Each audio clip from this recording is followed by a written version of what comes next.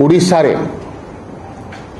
विरोधी दलर नेता देशर जे विरोधी दलर नेता अछंती एवं कांग्रेस जे अध्यक्ष अछंती तांकर कार्यक्रम आज भुवनेश्वर ठारे अनुष्ठित होउची। ए संबंध रे गत काली कांग्रेस रो सभापति प्रेस करी विभिन्न प्रकार आक्षेप मध्य करथिले, विशेषकर भारतीय जनता पार्टी को से आक्षेप लगुला जे कांग्रेस आज मध्य हताशा भितर अछि।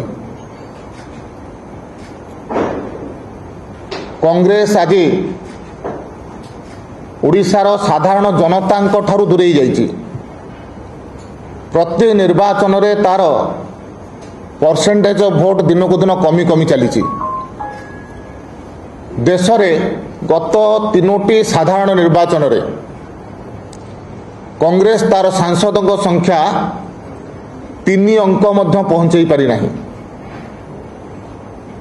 एवं प्रतिदिन जो प्रकार भाव रे कांग्रेस तार संगठन निम्नगामी होउची, मते लागुची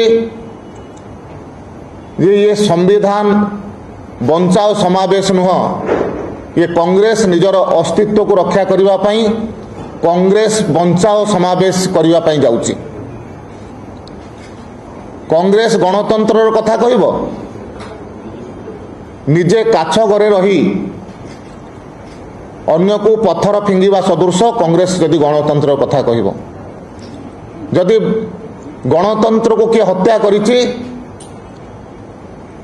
ताले कांग्रेस करिछि। कांग्रेस गोटे राजनैतिक दल जो राजनैतिक दल रे आभ्यंतरण गणतंत्र नहीं।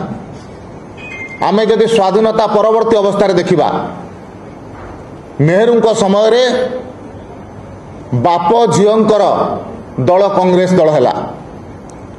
इंदिरा गांधी को समय रे माँ पुओंकर दल हैला। राजीव गांधी को समय रे स्वामी स्त्री दल होकर रहिला एवं आज दिन रे माँ पुओ झीओ ज्वाईंकर दल होकर अछि एवं अन्य समस्त गोटे प्रकार आयाराम गयाराम अवस्था रे अछंती। आज कांग्रेस गणतंत्र कथा कहूथवा राजनैतिक दल संविधान को प्रथमे संशोधन करी 1951 मसीह रे संविधान लागू हैला।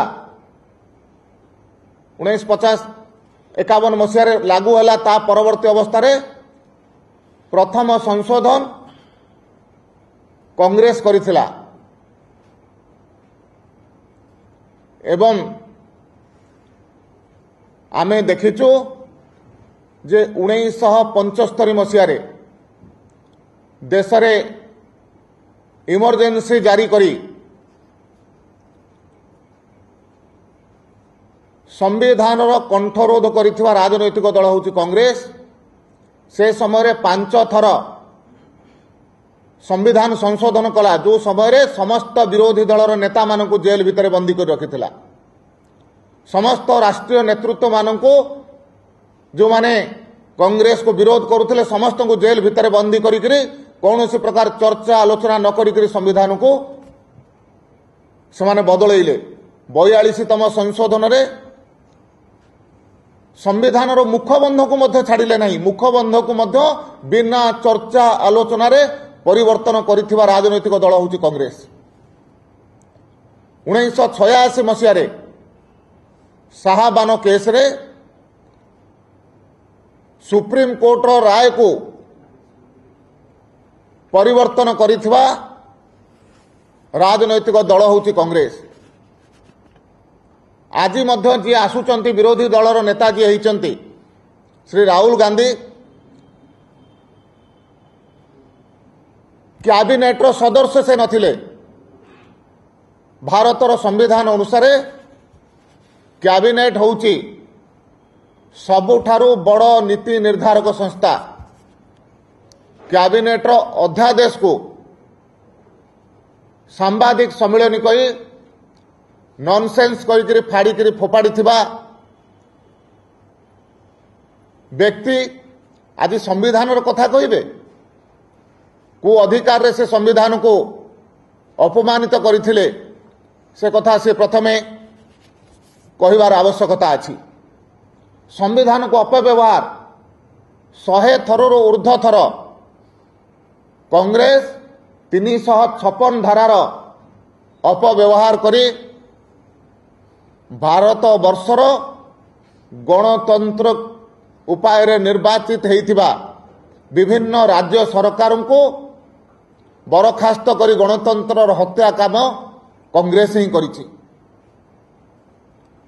ଯଦି ଆମେ କାଶ୍ମୀର ପ୍ରସଙ୍ଗ ଦେଖିବା, କାଶ୍ମୀର ପ୍ରସଙ୍ଗରେ